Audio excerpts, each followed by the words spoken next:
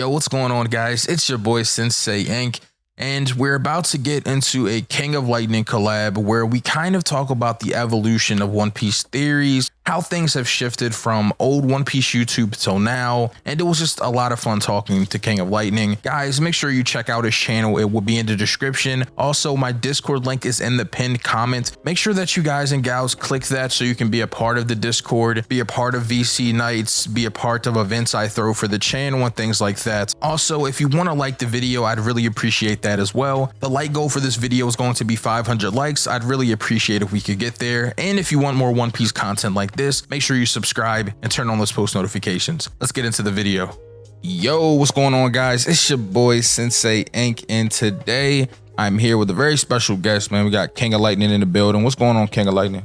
Yo, how we doing, people? How we doing? Yeah, there it is. How we doing?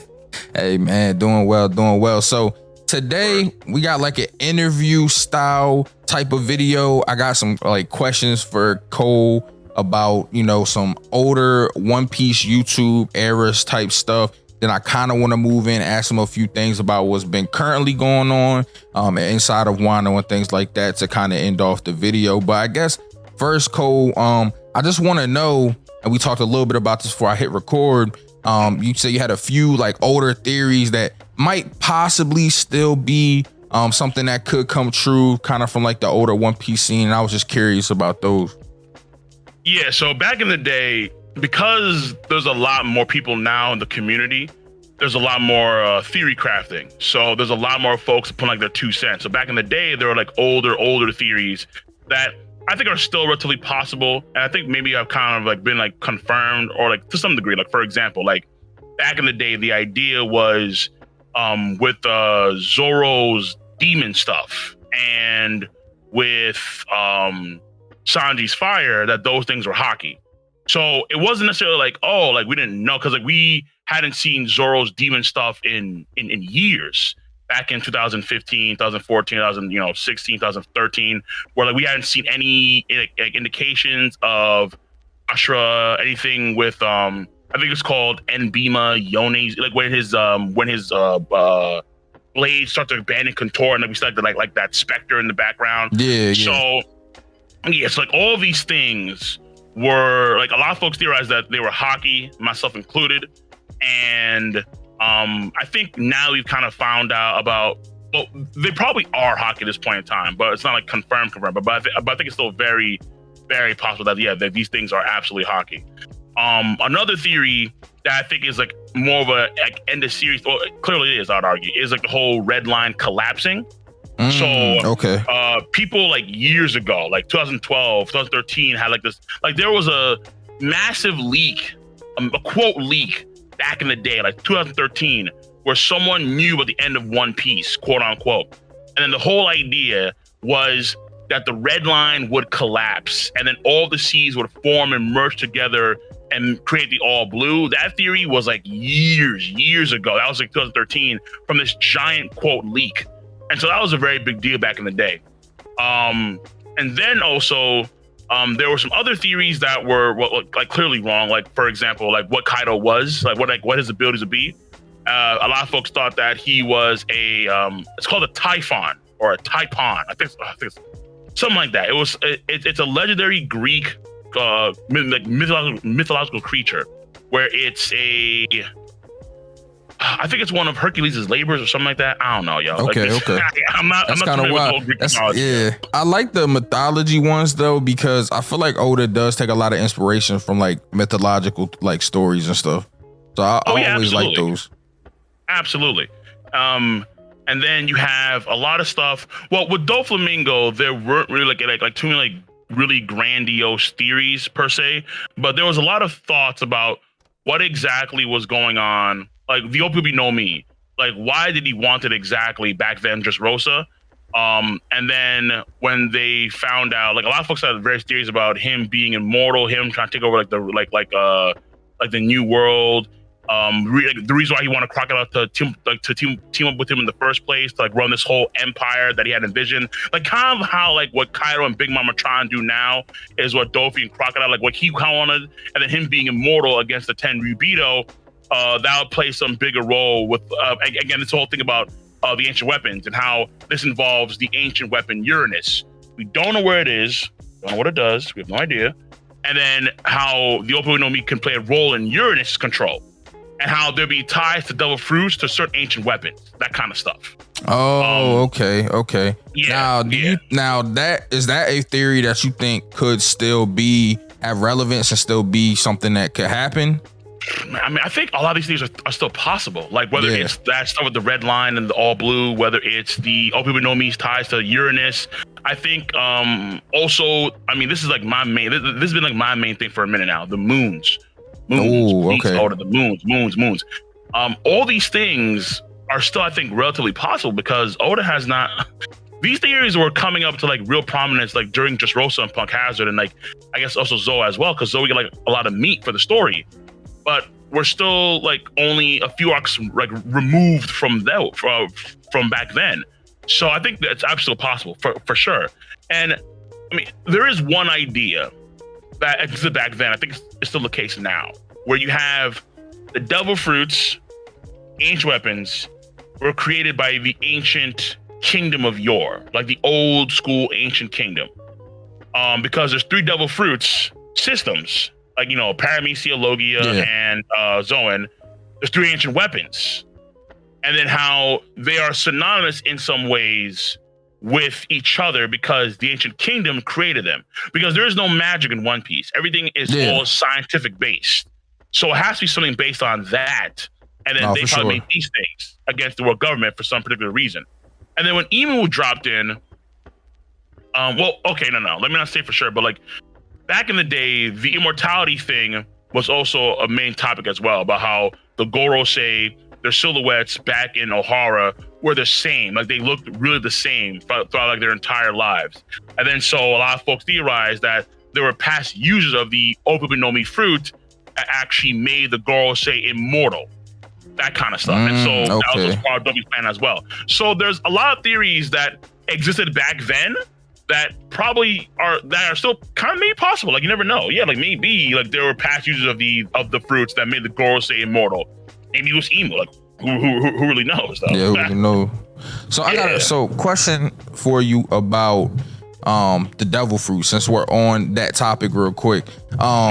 Do you feel like, because I know you said like, and I agree with you that there's no magic, right? Everything is like science. So do you feel like the devil fruits were created?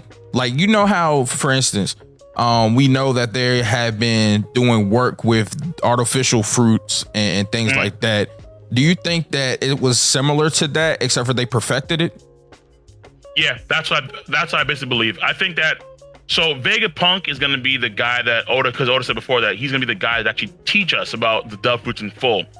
I have always made the assertion that this ancient kingdom, these people, they probably come from off-world. Aliens, whether they come from the moon, whatever it is. And because I also think it ties into the whole thing about the Tenryubito, them wearing outfits that look like spaceships or that look like astronaut suits. So I think that with the devil fruits and that whole system and I think that they actually created them probably from scratch because they had that amazing tech. And the closest person to that tech right now is Vegapunk. And that's probably the reason why the Mads, like they're trying to manipulate lineage factors, you know, DNA. They're trying to do things like giants. I mean, I have a much bigger theory where I theorize that probably every subspecies that we see in the world of One Piece probably was actually created by this kingdom. Oh, so you think that it's possible that they are like in essence the gods of this universe? Not really gods, but they helped. They had a hand in creating things. Yeah, something close to it. Where I think that the sky god or the sun god, Nika, I think that that probably ties into the whole thing about the maybe like the ruins on the moon with NL, and then because we know about the whole thing about if someone's really high up like in the atmosphere, like with Luffy, and then the shadow is projected down onto the surface. It's like a very, very big shadow, like we see that in Skypiea. I think that these have ties to the ancient kingdom where they may have had some sort of flying capabilities back in the day. because we know that the German, they have that now, so why not them? Yeah, If they're more advanced, technically speaking. When it comes to a lot of the species of One Piece, even though it's a very big and crazy world, some of these species don't really add up. You can argue, like, in terms of like their evolution, like how do humans become fishmen, and then how you have giants, how you have Tontada. What if they're all genetically modified, genetically created? Because we know that the government have been trying to for a while now, where they've been trying to actually make giants. Exactly, for a very long time now, and they've been failing. Vegapunk kind of got close, but so we have like enlarged humans, but we don't have full-scale giants. If the people of yore had this amazing, perfect tech, and there's no magic, then they probably could have actually created giants and various other things as well. It's kind of cool to think about it too, Cole, when you correlate it to Vegapunk, because it's like all of these things that have already like potentially, like you said, been perfected from the ancient kingdom dwellers. It's like Vegapunk has his hand in all of it, and he's trying to like get to where they've already gotten to, if you think about it. Like, and I think that's really cool. Yeah, I think that Vegapunk has been really trying to make that climb, that slow climb, to their level. And I think maybe he'll get some. I mean, I don't know if like Frankie or Usopp can really give him the push that he needs, because Frankie, he knows the blueprints of ancient weapon Pluton, right? Yeah. He should have that in his memory bank. He should still know that shit. So I feel like Vegapunk and Frankie may actually collude in some way, and then that may get flowing at some point, because that may be like the foundation that he needs to really like reach that level of like, oh wait, so now I get it, or like now this helps me out in a big way. And then we also find about the whole different thing too, and how like what really is a quote soul, like how does the soul of the different work, or the spell of different work, and then that makes and then that may have ties to hockey as well. Yeah. So there's other things as well that are very deep to the story, but that's why it's like a lot of the bigger theories that I remember back then. Back in like the old days, I guess we'll call them like a decade ago, like actually quite unironically, like a decade ago. A lot of these theories are still in play because there's still so much to cover. There's still so much to do. Like whether or not Zunisha was actually a part of an ancient herd of elephants that existed way back when, and then Zunisha was banished from that herd for a particular reason, and then whether or not the Florian Triangle creatures are in fact that herd of, it's like, oh, like, yeah, maybe. Who knows? That's the magical thing about One Piece too, bro. It's like anything really could be possible until it isn't possible. You know what I mean? Yeah, so, man. That's why I love talking about it. But I have thinking about the whole thing with the ancient kingdoms, and you were talking about them potentially having these flying vessels, maybe similar or might be different. But do you think there's possibility that these people in the ancient kingdom had this capability to travel to the moon and places like that, kind of like, you know how Enel has his arc Maxim? You think like that was something that they just was regular back then? Like it's potentially 1,000%. 1,000%, absolutely. So in a way, it's kind of like I don't know if you ever heard of ancient Babylon, but it's kind of like that. And basically, there's like this these scientists pretty much that have found this place potentially, and they think that the world kind of has started, civilization has kind of started over, that a lot, not to the advanced place that we are now, but there were people in this ancient Babylon that had stuff before and had a civilization going before, and that they were advanced before our civilization got started up. And it kind of sounds like these ancient kingdom dwellers and like people that lived there, it could have been similar where they had stuff already. And then I see what you're saying. I see what you're saying. Because it sounds like from things that you're saying, it sounds like if Vegapunk is trying to climb up to their level, it's like they already were at that level before. So it's like, what happened? That's the missing piece. It's like, what happened in between then and now to why did things restart? Why don't we have this same technology anymore? Why don't we have this knowledge anymore? And do you think that potentially that could be a lot of the stuff the world government is trying to hide? I believe so, because so I'll say it like this. Because what you're talking about is like some ancient alien stuff, like just keep it in a buck. It's like the whole like the Egyptian pyramids, and then the Mayan sculptures, like they all have like the same like they're all on the same I forgot what it's called, like like the longitudinal axes of like the planet, they're all on the same line, and like they all have to coordinate somewhere. It reminds me of that. Absolutely, it does. Yeah, it does. But I think it's similar to that because you have to recognize this fact: the world government, they're very savvy in coming like when it comes to using like a lot of their tech stuff. But we're also finding out that a lot of their tech stuff comes from Vegapunk, whether it's pacifistas. I think even the coding of the Kairoseki on the bottom of their ships to cross the combat. I think it was also that was developed by Vegapunk. I could be wrong about that. I believe so, but let us know in the comments if we wrong. Yeah. Because I forget, but like I think a lot of things, and in a general sense, a lot of things are attributed to Vegapunk's mastery of his technology and like that scientist crew as well, the whole clique. And there are certain things in the series that are well beyond the scope of what Vegapunk can do, whether it's ancient weapon stuff, whether for example, another example here too is the robots on the moon. Like how? Why? Yeah. There's even like robot pirates that are just in space. How did they get there? That's what I'm saying. Like, wait, hold up. And like we have these side stories that Oda has. I mean, like we have all these fun and games in Wano Country and Hulk Island, but no, we have robots in space. Help me. For sure. We definitely, bro, that's the main thing too. It's funny, bro. Anytime I talk to Tekking about theories, he's on the same page as you, bro. He's like, what's going on with the moon? Let's go to the moon. Bro, the moon. Yo, the moon thing was it is like one of my biggest things about One Piece. It's like, you have to explain to me all this moon stuff. Why are there robots on the moon? Like, if you actually take the ruins that NL stares at and then you flip them around, it looks like a stride. I'm like, no. Like, and then these guys have space, like the Tenryubito, like they have spacesuits on, and then you have these like crazy power systems like Devil Fruits that existed. Like, you have to wonder, did Devil Fruits exist before the Ancient Kingdom came in? Yeah, I don't know. We don't know.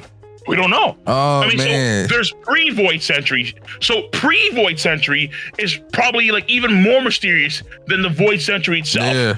And there's post-Void Century where things kind of get really weird with Toki. Like, was she someone that was just born before the Void Century, or like after the Void Century? So like after the Void Century, does she hop back in time for a particular mission? Like, all these various things, like, Oda, like, when, please, like, this is like the most important. This is the most important thing in the story, especially when there's so many references to moons and suns, bro. Like, so many. Yeah. And it's like, bro, it has to be relevant somehow. It has to be, bro, because it's like there's no, in my mind, Oda is not the type of person to put that many things that many times in his story if it doesn't have some sort of relevance, bro.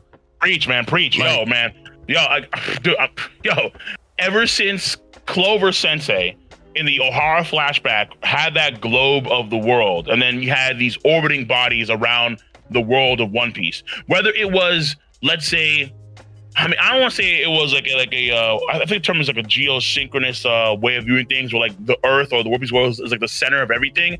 Maybe that's other planets in like the solar system. Maybe it's celestial bodies. Like we've never seen a moon. Like, here's another theory too. All right, I'll give you another theory, like a random theory.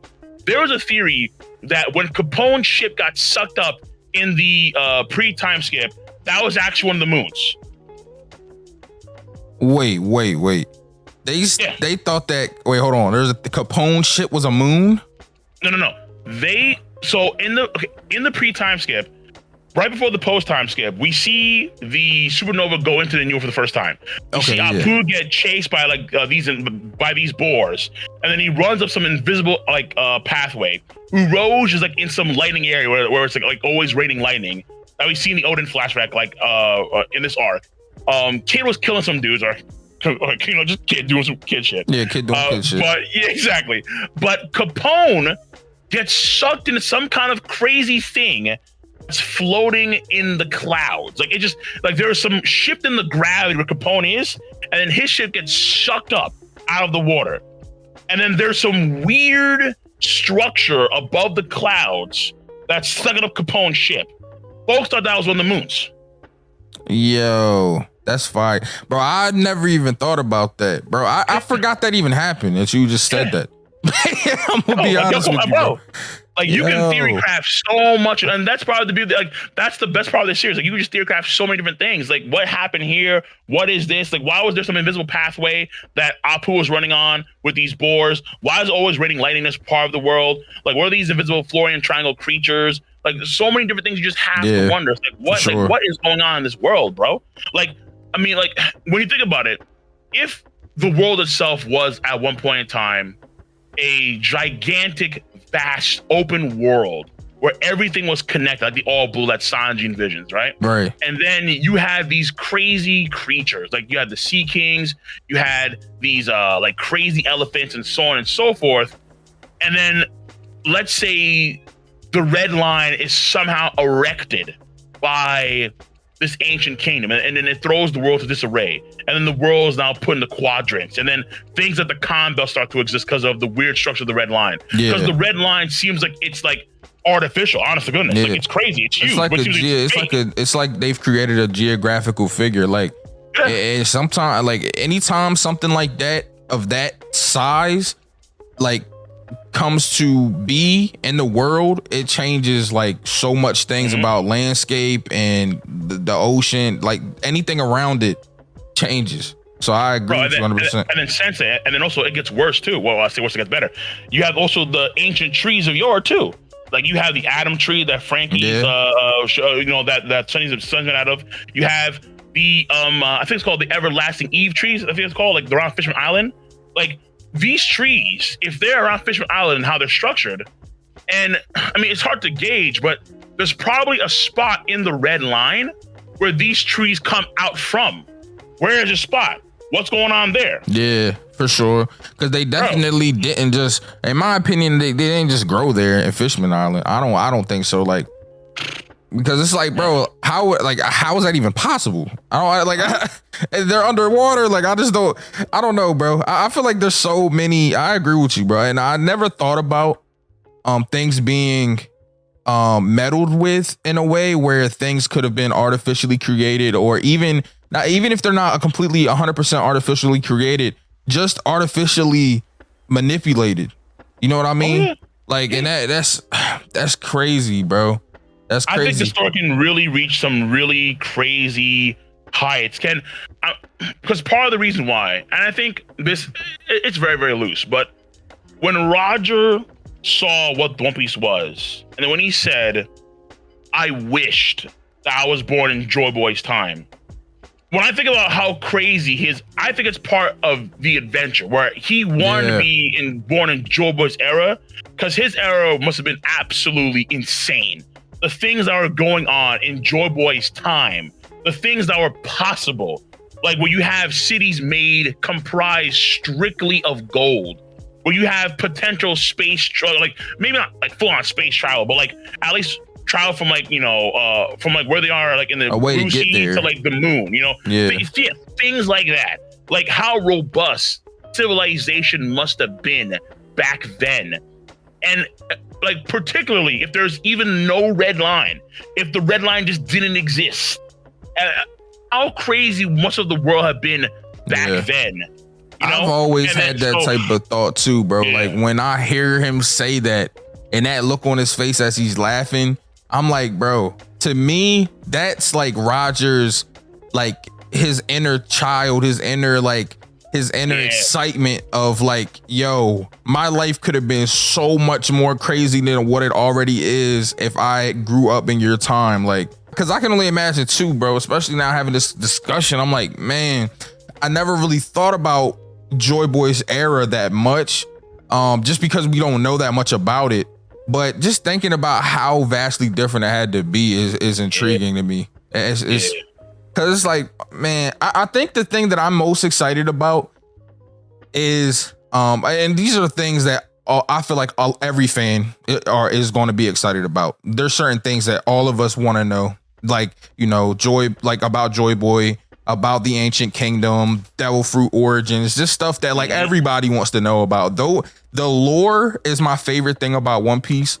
And when we find out, like, that's what I'm waiting on too, bro. Finding out how all of these things connect, because we could theorize all day. And I'm sure that there are people that have gotten maybe bits and pieces right, but like no one is going to know exactly 100% what Oda has planned when he reveals everything to us. And I think that's what's so exciting about this story. Let me give you another one, for example, right? Remember back in Skypiea, Gonfall talked about how there was another way you can get to Skypiea. Yeah. Like, there was another crazy path that you're gonna guarantee to like lose people like probably in the process, but you'll get there like guaranteed. Whereas the knockup stream was just an immediate one shot. Like you go up there, either you all live or you all die. Boom, that's it. Yeah. Well, now we know about other sky islands. Like we see about the whole thing about Urouge and that it's called the balloon terminal, Yeah, like balloon all kind terminal of stuff. where Kaido was. Exactly. Yeah. So like, there's other sky islands like where Nami was too as well. Yeah. But one thing that has always intrigued me is seeing the correlation with these mystical spots, and then one spot kind of being left untapped right now, and that's Elbaf. When we see Elbaf, what the hell is that giant thing that just goes up? That goes up so goddamn high, like beyond the mountaintops. It just continues on, and like it covers the entire like damn sky in that area. When we see that shot of Elbaf, what's going on in Elbaf? And it looks like to me like there may have been a tree, another crazy big tree. Oh, let me look that up. Let me look that up, Cole, because I've never even looked at it. What should I just Google Elbaf? Like, I think like look up Elbaf, and then you can see a picture of Elbaf, like the mountains, and like you see like some crazy thing on like the right hand side where like it just goes up, and like it just like the entire skyline is just completely encompassed with that thing. It's like what is that? And then so it may tie in the whole thing about Jack and the Beanstalk. Yeah. Where Jack, he goes to the Beanstalk. Because remember, there's also a giant Jack Beanstalk in Skypiea. The giant Jack. What's the bottom of the Beanstalk? Bro, and that's fire too, because someone pointed out to me, or I think yesterday actually, we're talking that Elbaf backwards is Fable. Yeah. I wonder if it's gonna be like Oda's gonna do, you know how he has like themes for his arcs and stuff. I wonder if it's gonna be like a fairy tale type theme, like if it's gonna be like a Jack and the Beanstalk and like fables and like. I think it's possible. Yeah, I think there's gonna be like a lot of things. Maybe like a full on fable because we got Hoki Island. Like Hoki Island was like a Alice in Wonderland. Yeah, that's type true. Of crazy place, right? Yeah. But I think that we're gonna see a lot of themes that are gonna coincide with of course like Norse mythology, as well as other like kid stories about giants. And I think that there's a possibility where there could be either another sky location of some sorts where potentially the giant royals live, like Loki, maybe a Thor, maybe an Odin, maybe all of them live in this a spot, because where Big Mom was in her flashback, it was some like rinky-dink town. They had like old giants there, but it's still like some rinky-dink place. There are some spots at Elbaf where again, like you have royalty, like the giants, like Loki and so on. They're there, and then there may be a pathway there where once in a while, Skypiea, it probably like moves from place to place along the clouds and whatever the hell. And then maybe once in a while, it actually passes by where the giants are, potentially. Yeah, that's true. And that could be like what Gonfall was saying. You gotta wait a while maybe, but once it's there, it's guaranteed to get there. You know what I mean? That would be fire. But someone was telling me too that was something interesting about the whole Fable thing, going back to Elbaf, is that Usopp may have been kind of inspired by Aesop, which is like a storyteller. It's like a Greek. He's like a Greek ancient myth. First of all, Aesop's or Aesop's Fable. Which is like, I'm like, bro, it's so many things, and I'm like, bro, Oda really be in his bag, bro, when it comes to like research and stuff, and like, and I really believe that he does like use these awesome like things as reference for like some of his stuff, bro. Like, absolutely. It's man, this dude Oda, bro. Like sometimes, man, he just be throwing me for a loop, bro. Speaking of that, throwing me for a loop recently, and you brought this up a little bit earlier, and we can finish this. It could be the finishing topic for the video. The stuff going on in Wano, bro, with this Gomu fruit. Who's who? Sun God Nika. Like, what are your thoughts on this, bro? I have to pick your brain on that. All right, so this to me, I think is. I'm not going to necessarily say this is Joy Boy, but I think this could have ties to Joy Boy's era. I think that at some point in the past, Joy Boy or let's say someone has ties to Joy Boy, whoever, they were in Skypiea or they were constructing Skypiea. Because I have a sneaking suspicion that the skies were probably a lot more populated way back when. And my best bet is that there, like that effect that we hear about, where it's the shadow being projected onto the surface. Just how before Skypiea, when you have that monkey and the turtle, and then like Luffy and the crew, they run to like this, like there's 5 gigantic winged shadows that are just in like they're there and they're almost like hunting them in like some crazy way. I think that is what we're getting with Sun God Nika, because the Sun God Nika is also a sun god, is also mentioned in Skypiea in the Norland flashback. It's also mentioned in the Norland flashback, bro. They mention a sun god, and the sun god is also mentioned. Guess where else too? In freaking Elbaf. It's mentioned in Elbaf, and it's mentioned in once again, the flashback in Norland and Skypiea stuff. Yeah. But that's before they were actually set up. Okay, so I knew about the Nolan stuff. Give me hip on the Elbaf stuff, because I didn't know about Elbaf. When Mother Caramel makes she takes the fire that Big Mom created and she makes it into like a mini Prometheus, one of the giants refers to the sun god. Oh wow. Literally, yeah. So you have the sun god being mentioned in Skypiea with that flashback in the normal flashback, and then you suddenly I mentioned again in Elbaf. And I think that when you look at the picture of Nika that we see and who's image of it, the attire looks like Shandian attire. It looks like Native American-ish. I mean, it is what it is. Like Native American-ish attire that the Shandians wear. And the Shandians have, you could argue, one of the closest ties to the ancient kingdom of Yor because of the City of Gold, because the Golden Bell is actually so loud and so, I guess, yes, it's so loud to where even people that are 10 kilometers beneath, or like 10 kilometers below the White Sea with a cricket, they can hear it. So if the bell's purpose is to, let's say, function the herald, like let's say around that area, around that spot is, let's say, one of the touchdown locations, let's say in this situation of Skypiea and the ancient kingdom of Yor, because in the ruins, when we see the figures etched out in the ruins in the moon, they're all winged people. They're all winged people, bro. Wow. All of them have wings. And then there are 3 races that have wings that we know of.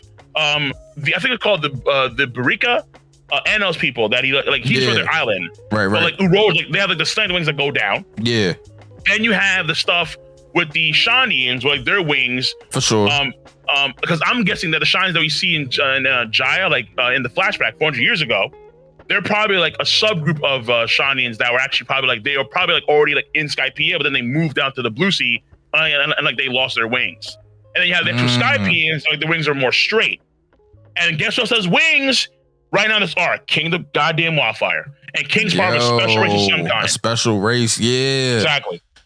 Bro, I'm ready. Yeah, crazy, of course, I'm ready. Bro, that's Oda can go really, and again, like it may be the case here where it's all fluff, but there are so many questions that you just have to wonder. Like, you have these unique races in One Piece that we never heard about, like King with the black wings. He must have ties, I'll argue, to at least the Birakians, whatever they're called, the Skypians, the Cheyennes, probably. We have guys that I think they're very long heads. I call them the elongated head tribe, where, for example, in the cover story with Dano stuff, the guy that makes the robots that go to the moon has the kind of elongated head. And then when you go to the pirates that are on space, their pirate flag has an elongated head. And now Fukuroku has that too. I don't think he ties there at all. I don't know. But I'm willing to bet that Vegapunk also has a weird head like that, given how smart he is. I'm willing to bet that he has also like a straight elongated head. Chrome dome, yeah. Right, yeah, that's what I'm saying, man. Like one of those I forgot that old movie with the cone head. Yeah, now we're talking, yo. And then we old. Bro. So, and then, well, don't let them know that, goddamn. Yeah, and right. And then you have the 3 Eye tribe, brand spanking new, but they can read the Ponyglyphs. What? How? Yeah, true. That is true. Tribe, I always wondered that. Like, how can Puddin read it? Like, hold on. That's probably ties to the voice of all things. What if they're a tribe that are specifically in tuned to the voice of all things? Because the third eye is also known as like the mind's eye. So it's like the eye that allows you to perceive things on a much higher level. Oh, okay. So maybe it's not so much that the three-eyed tribe just like they got taught how to read them. It's like their third eye has like pretty much made their perception of things that much more advanced that they can like look at that shit and figure it out on their own without being told. Either that, because there's probably like a level to like achieve it. Like just how with the because Big Mom did say Puddin isn't ready yet. She said exactly. Yeah, because just how with the minks, with the Sulong stuff, they have to train for it. Like you just can't like Peckham's, he can do it, but he's so poorly adept that he kind of goes berserk. You have to like hone and train for it. But it's a natural thing when like they can all do it per se, potentially. The three eyes, they probably have a natural affinity for the voice of all things, and they can actually perceive that to a much more greater degree. And then they can, I mean, I don't know if this may be going a bit too far reach on my part, but it wouldn't surprise me if the three-eyed people, if they were around back in the day, and Pudding is like one of the last remaining people of this tribe, it could be possible where they could not only read the ponyglyphs and other inanimate objects like that, but also probably talk telepathically to each other and to other creatures. Like what the Sea Kings do, like what Zunisha does.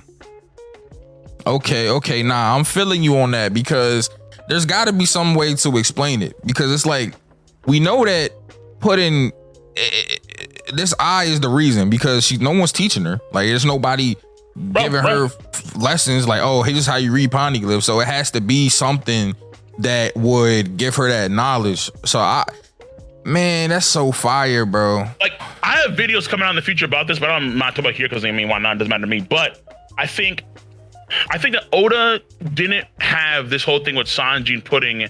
Like I think it was probably done on purpose, particularly because we know that Sanji, his affinity for hockey is observation hockey. Now, Oda doesn't explain this hockey thing well, but you could argue that there are some ties between that hockey and the voice of all things. They're very similar in how they work, but you have to apply it to like more so inanimate objects per se, or like hearing telepathically, like creatures and that kind of stuff.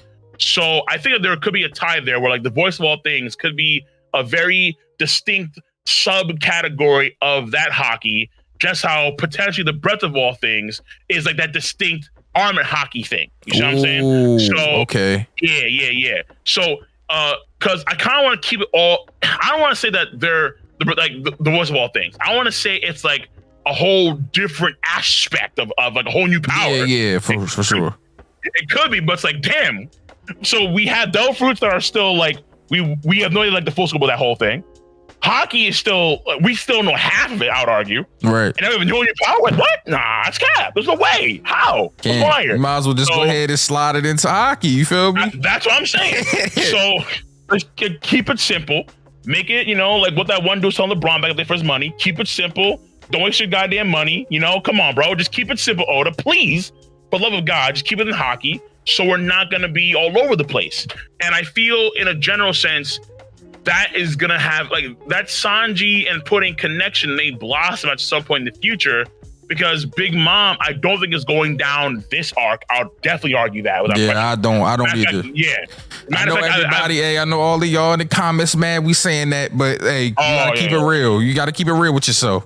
I got a video coming out too. I got a video now coming out relatively soon. But I'm like, the Big Mom's not going down this arc, and I think that's because Pudding plays also a bigger role in the story.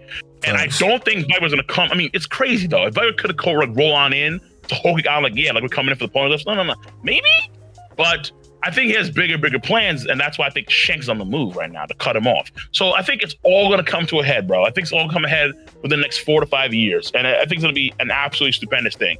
But the theory stuff is just like it's part of the beauty, bro. It's part. It is the beauty of One Piece, and just talking about it again, just thinking about the possibilities. Like I got a lot of thoughts on a lot of things, because I think like whatever Emu's about, whatever the Gorse is about, is gonna be crazy. Crazy. But then by then Luffy, Luffy and then the Grand Fleet are gonna come in like straight up mythical. It's gonna be like nuts. It's gonna be, especially Usopp. Oh my God, Usopp! It's gonna be it's gonna be stupid. It's gonna be crazy. Yo, you think Luffy? You think Luffy getting adding the Giants on to his allies? Not Luffy, Usopp.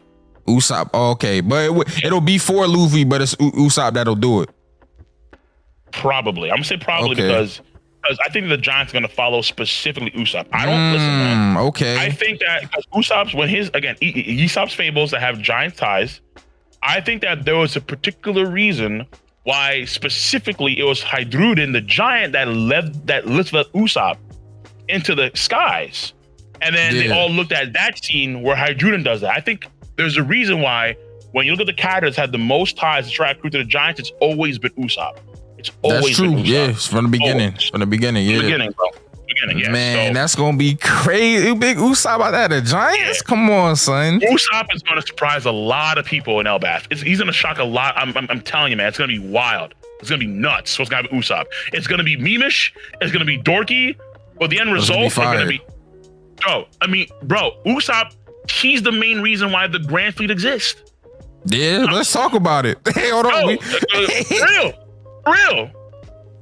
Like, let's keep it a buck. Usopp is his weight in the Stride crew. You can argue is second only to Luffy's. He's made so much for the crew in terms of the crew moving forward to being this force of nature across the world. If the Grand Fleet, because remember Usopp's old lie. Usopp's old lie is that I lead 8,000 men. Okay. Yeah. The Grand Fleet is right now around 5,000 some odd plus. Okay. Yeah. They came in because of God Usopp. They are indebted to God Usopp. Okay. If the Giants roll on in with an additional force, the force that Big Mom herself touted, if she had that, she would have been Pirate King. That's how OD the Giants are, in theory. If Usopp has that force, it's over. Like, okay, yeah, it's over, bro. At that point, the Straw Hats are crazy. At that point, they're already tankering that crazy line, bro. But adding the Giants on, oh my God, son. Oh man. So I'm telling you, man, like whatever is to come, I think it's gonna be crazy. Is Usopp? Usopp has made dude, like in this post time with these games with the Stride crew, they've been outstanding, bro. And then God forbid Frankie develops Pluton. And it's like, oh man, come on, bro. Yo, chill, Cole. You come on, you got a little bit too much dip on your chip, Cole. Chill. Yo, what I'm saying, yo, it's all in the possibility. Yeah, I know, set bro. all these up, because listen, man, because like if the Marines and the world government, if they do have these OD-ass forces, let's say the Goro say they're all like top 10 niggas, like they run in like massively hot, like they're all admirable plus, like one Goro say equals like a kind or some shit. We need OD. We need some OD shit. Yeah, if Imu is that nasty, because if Imu flip it around means Umi, let's say Imu can control all the seas. It's like, oh fuck. Yeah, nah, that is true. Yeah, if that ends up being what Imu is, if he can control the sea, yeah, nah, we do need some OP stuff for sure. Oh man, because that's One Piece, man. That's what we hear. Yo. It's crazy. That shit crazy. But yo, Cole, thank you so much, bro, for coming through on the channel finally, bro. I had a lot of fun, bro. This shit was fun. Oh, this was good, yeah. Informational. I had fun, bro. This was good. I learned a lot, bro. You feel me? Look at me. You feel me? I up and coming in the community, learning from the OGs. You know what I mean? I learned that you put me on game to a lot of stuff today. I'm gonna be honest, bro. Oh, yo, there are videos coming from you and from me. For sure. See them. Hey, for sure. See them. They coming. Oh, they coming. That's what I'm glad I can see. Hey, you feel me? To see, yo. Of course, bro. Man. But yo, Cole, of course, welcome anytime on the channel, bro. Literally, you know it's all love, bro. Good to be here, y'all. Appreciate that. For sure. Make sure y'all check Cole out. His link will be in the description. Hilarious. The memes in his videos be killing me and be making my damn sides hurt, boy. But yo, check Cole out. Hey yo, and I'll check y'all out in the next video.